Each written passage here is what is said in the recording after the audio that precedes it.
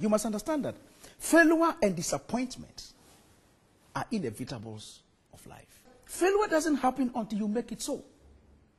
If you don't accept that you have failed, believe you me, nobody can tell you you have failed. I always cite myself as an example. I mean, most people come to my office and they say, I wish I were. I always ask them, you want to be like me? Have you ever considered the weight of the cross I'm carrying? Never had life easy. And when I say this, most people don't. I started life as a shoe shine boy. I could have looked at the fact that my father has died, my mother never went to school before, and therefore I did not qualify to be in the mainstream of life.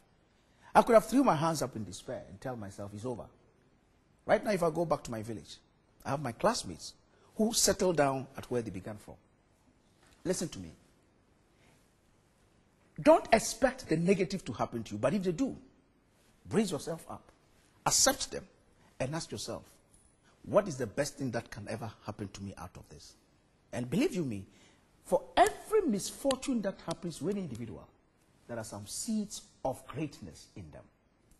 And it takes the people who don't look and interpret the issues of life with their eyesight, but with their mind, to get those gems out of life. There was a woman who was born, her name was called Helen Keller. Now listen very carefully. Helen Keller was born normal like you and I. Normal.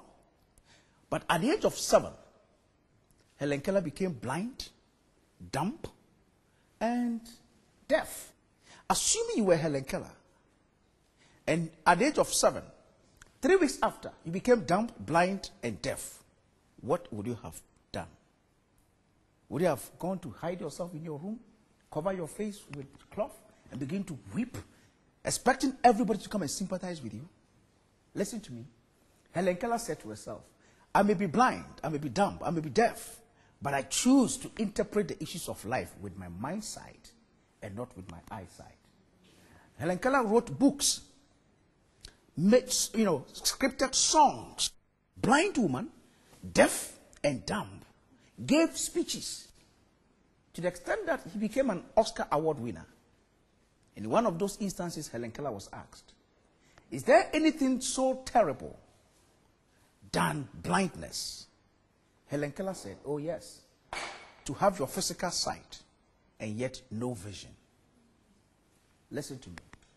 I want to charge any of you, every one of you, to tell yourself, no matter what happens today, I refuse to be put down. And I'm going to make sure whatever I've learned from this house is going to help me to get to where I want to get to. Hear me.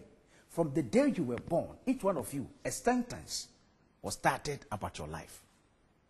How far you have come, what you have done so far, is all part of the sentences that have been written. Listen to me. Let this evening, if you become the one who is going to be evicted, see this process as a semicolon and not a full stop. Because you are the only individual who can put a full stop to the sentence about your life. Eviction or no eviction, your future is in your hands. I see you this evening.